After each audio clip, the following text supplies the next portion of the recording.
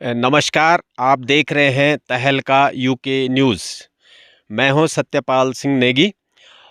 आज हम आपको जनपद रुद्रप्रयाग के सबसे बड़े गांव बावई गांव से एक सुंदर सा नज़ारा दिखाते हैं कि किस प्रकार से यहां से तस्वीरें दिखाई देती हैं, क्योंकि इसीलिए ये सबसे बड़ा गांव भी है। तो ये आप हमारे पीछे सीधा पहले तो हम आपको दिखाते हैं, सामने आपको चौखम्बा जहां बादल दिख रहे हैं, हिमालय की सुंदर सी चोटियां दिखाई दे रही हैं, और वहीं बाबा केदार का भी धाम है। और लेकिन आप ये भी ध्यान दीजिए कि इस समय वहाँ बर्फ़ से लदालद पहाड़ियाँ भरी होनी चाहिए थी, लेकिन मौसम के बेरुखी के कारण वहाँ बर्फ़बारी जो है हल्की फुल्की ही हुई है। और उम्मीद की जाती है कि कम से कम इस जनवरी माह में तो अवश्य बर्फ़ गिरे, ताकि इसका फ़ायदा सबको मिले।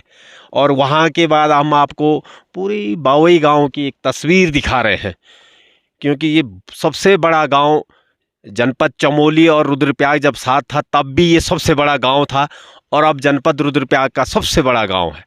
ये देख लीजिए आप, सुंदर से यहाँ के सीढ़ी नुमा खेत, ये गांव की अलग अलग जो तोकें होते वहाँ की सारी तस्वीरें, किस तरीके से ये सुंदर नज़ारा आपको दिख रहा है। और ये बड़ी एक और इसमें हम आपको तस्वीर दिखा रहे हैं, जो ये खेती है, ये आजकल हरियाली होनी चाहिए थी इनमें, गेहूँ सरसों जो भी इस सीज़न की फसलें होती हैं, मगर मौसम की बेरुखी के कारण, बारिश न होने के कारण ये इस समय सूखे पड़ी हुए हैं। और किसानों को, ग्रामीणों को उम्मीद है कि जल्द से जल्द इंद्रदेव कृपा करें और ये लोग फिर अपनी काश्तकारी पे जुड़ जाएं। लेकिन अब कब तक बारिश होती है इसका इंतज़ार रहेगा। यहाँ ऊपर आपको हम दिखा रहे हैं, जो ये जंगल चीड़ का दिख रहा है, इसके ऊपर यहाँ पे आपको देवदार के पेड़ दिख रहे होंगे दूर से। यहाँ पे राजकीय इंटर कॉलेज बावई है, बहुत सुंदर रमणीक स्थान पे ये स्थित है। यहाँ से पूरे जनपद का चारों तरफ दिखाई देता है, और हिमालय की जो सुंदर वादियाँ हैं वो यहाँ से दिखती है। बहुत ही सुंदर रमणीक स्थान पर यह सरस्वती का मंदिर इस विद्यमान है। और ये तस्वीरें हम आपको सीधा बावई गांव से दिखा रहे हैं। तो ये सामने आप पार देख सकते हैं, इस कितने सुंदर नज़ारा इस क्षेत्र का दिखाई दे रहा है। सामने आपको बड़ी घनी आबादी वाला जो क्षेत्र दिख रहा है, ये चोपता से लगा हुआ क्षेत्र है।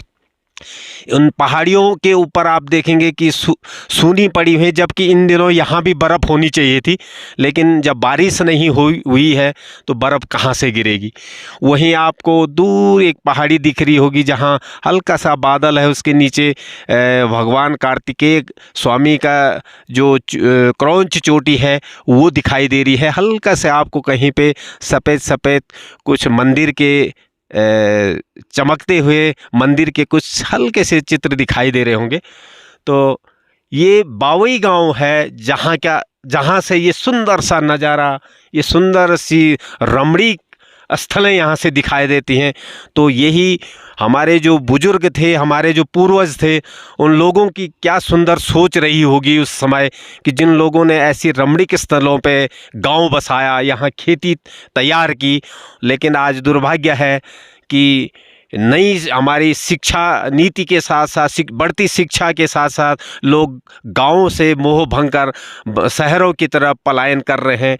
उन लोगों से भी हमारा निवेदन है कि आप ज़रूर नौकरी शिक्षा के लिए जाएं, लेकिन गाँव की जो सौंदर्यता है, गाँव की जो ये रमणीक ज़मीनें हैं, जो अपनी पौराणिक ज़मीनें, इनको बचाने के लिए ज़रूर आगे आएँ और इन पर लगातार नज़र भी रखें। क्योंकि लगातार भू कानूनों की बात देहरादून, हल्द्वानी शहरों में करना तो बहुत आसान है, लेकिन इन गांव में रह के अपनी ज़मीनों को बचाना सबसे बड़ा भू कानून होगा।